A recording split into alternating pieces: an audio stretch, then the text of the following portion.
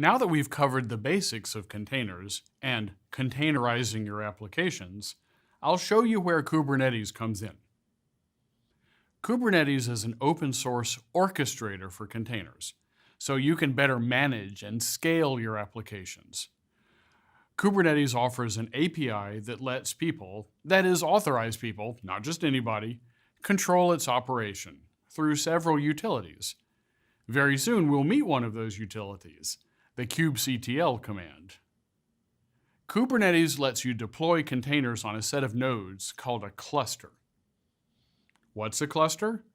It's a set of master components that control the system as a whole and a set of nodes that run containers.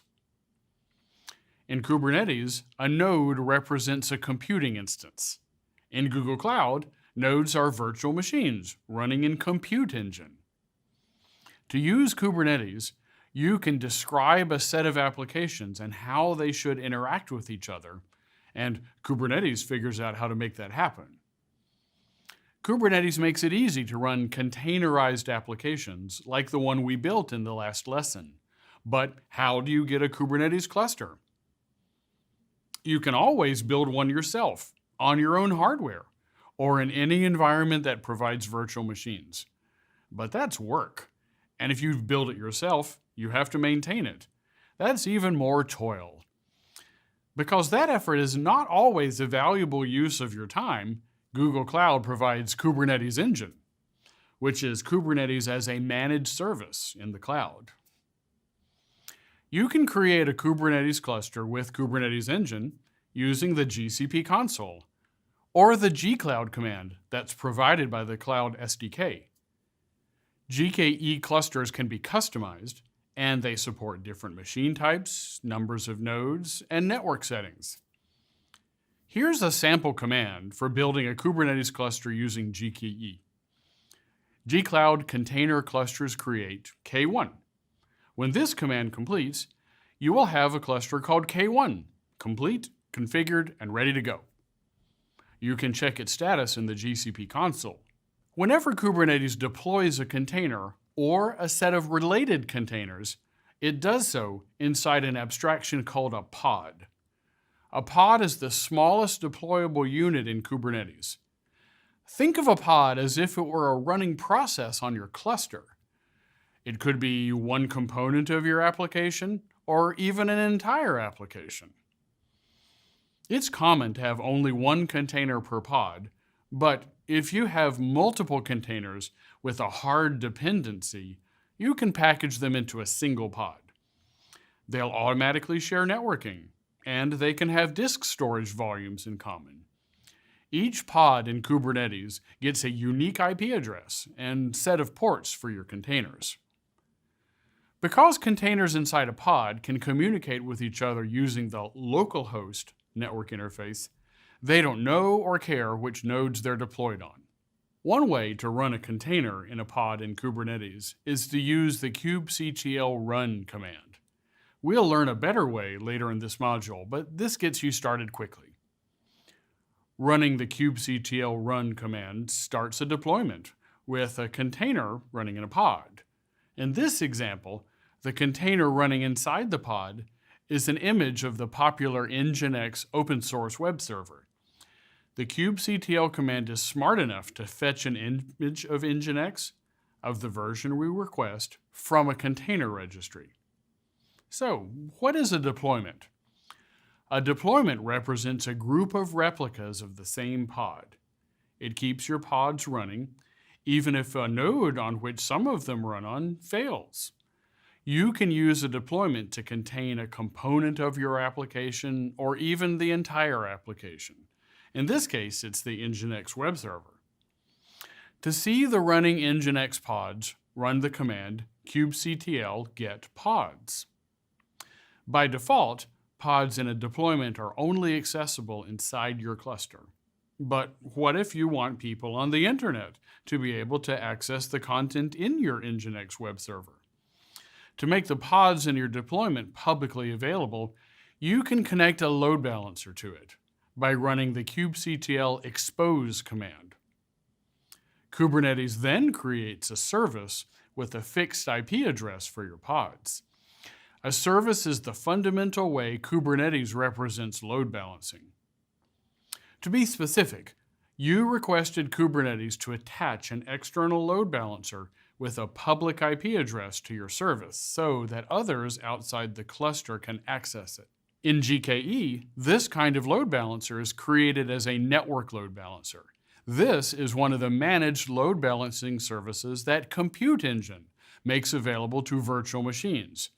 GKE makes it easy to use it with containers.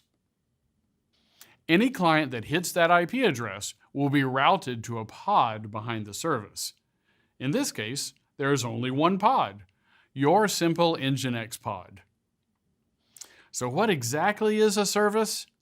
A service groups a set of pods together and provides a stable endpoint for them.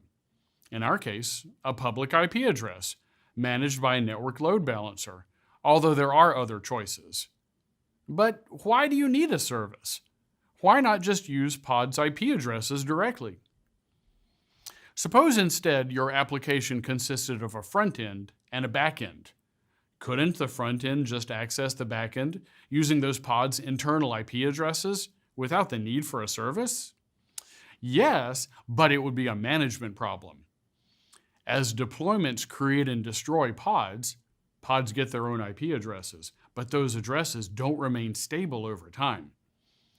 Services provide that stable endpoint you need. As you learn more about Kubernetes, you'll discover other service types that are suitable for internal application backends. The kubectl get services command shows you your service's public IP address. Clients can use this address to hit the Nginx container remotely. What if you need more power? To scale a deployment, run the kubectl scale command. Now our deployment has 3 Nginx web servers, but they're all behind the service and they're all available through one fixed IP address. You could also use auto-scaling with all kinds of useful parameters. For example, here's how to auto-scale a deployment based on CPU usage.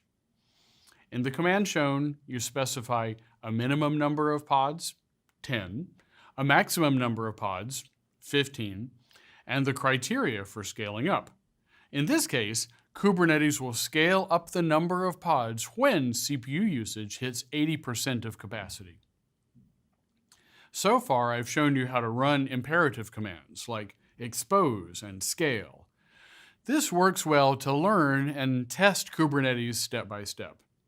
But the real strength of Kubernetes comes when you work in a declarative way.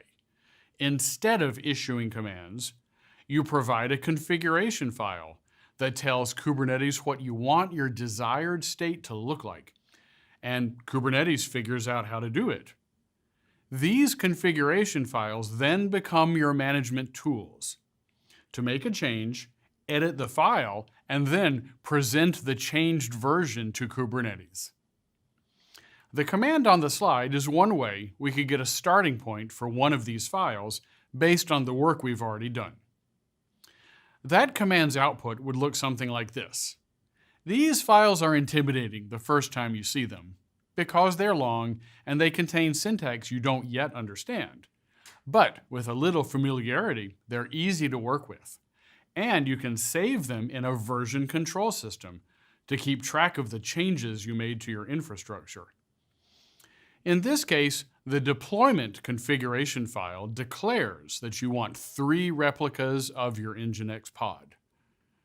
It defines a selector field, so your deployment knows how to group specific pods as replicas. It works because all those specific pods share a label. Their app is tagged as Nginx. To illustrate the flexibility of this declarative method, in order to run 5 replicas instead of 3, all you need to do is edit the deployment config file, changing 3 to 5. And then run the kubectl apply command to use the updated config file. Now, use the kubectl get replica sets command to view your replicas and see their updated state. Then use the kubectl get pods command to watch the pods come online. In this case, all 5 are ready and running. Finally, let's check the deployment to make sure the proper number of replicas are running using kubectl get deployments. In this case, all 5 pod replicas are available. And clients can still hit your endpoint, just like before. The kubectl get services command confirms that the external IP of the service is unaffected. Now you have 5 copies of your Nginx pod running in GKE, and you have a single service that's proxying the traffic to all 5 pods. This technique allows you to share the load and scale your service in Kubernetes. Remember the Python application you containerized in the previous lesson? You could have substituted it in place of Nginx and used all the same tools to deploy and scale it too. The last question we will answer is, what happens when you want to update the version of your application? You will definitely want to update your container and get the new code out in front of your users as soon as possible, but it could be risky to roll out all those changes at once. You do not want your users to experience downtime while your application rebuilds and redeploys. That's why one attribute of a deployment is its update strategy. Here's an example, a rolling update. When you choose a rolling update for a deployment and then give it a new version of the software it manages, Kubernetes will create pods of the new version one by one, waiting for each new version pod to become available before destroying one of the old version pods. Rolling updates are a quick way to push out a new version of your application while still sparing your users from experiencing downtime.